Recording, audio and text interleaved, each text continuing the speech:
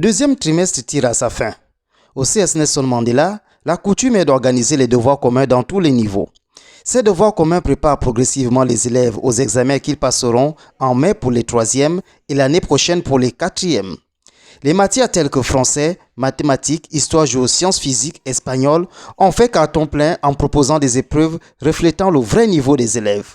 Thierry Olomundo, chef de département de français, nous en dit un peu plus. Et les dernières épreuves de français ont eu lieu ce matin en ce qui concerne les niveaux 4e. Bon, alors, il faut dire que les choses se sont faites de façon à ce que nous nous sommes référés à la progression du deuxième trimestre, puisque ce sont les devoirs communs du deuxième trimestre. Nous nous sommes référés à la progression du deuxième trimestre et toutes les notions abordées jusque-là dans le département français ont été plus ou moins vues et plus ou moins ont été abordées dans les différents types de sujets que nous avons composés.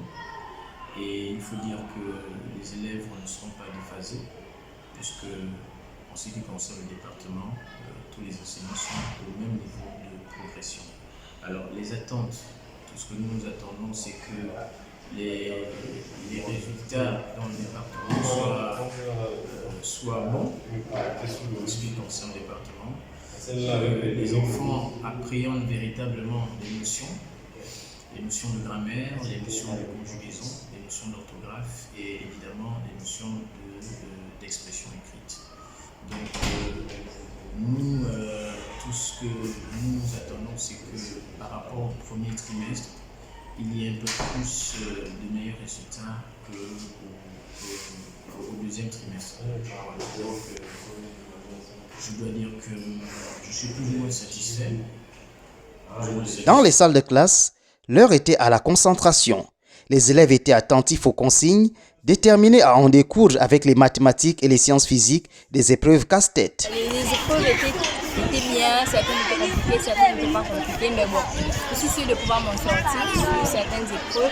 Mais l'épreuve que j'ai pu trouver qu'elle était compliquée, c'était l'épreuve de français, la première épreuve de français qui était compliquée, mais sinon, je pense que j'aurai la moyenne. Le département d'anglais est passé à la vitesse supérieure avec les classes de 3e. Ces derniers ont été évalués à l'oral afin de les mettre dans les conditions d'évaluation à l'oral au BPC. Un véritable baptême de feu qui a permis aux futurs candidats de s'imprégner des méthodes d'évaluation à l'oral au BPC. Le point fort, c'était l'opinion personnelle parce que le titre du texte que j'avais, ça parlait de la drogue. Et la partie qui était un peu dure, c'était au niveau de la lecture. Mais à part ça, à part un peu le stress que j'ai eu, ça s'est quand même bien passé. J'ai bien présenté, j'ai réussi bien présenté et je crois que j'aurai la moyenne à ce devoir.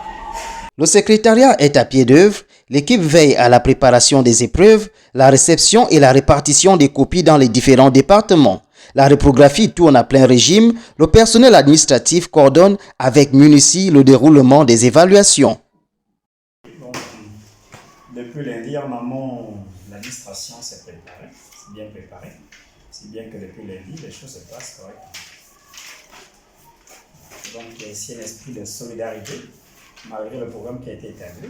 Certains enseignants qui sont là exécutent la tâche, même s'ils ne sont pas programmés. Cette deuxième série de devoirs communs permettent aussi de remédier à certaines irrégularités constatées au premier trimestre chez les élèves.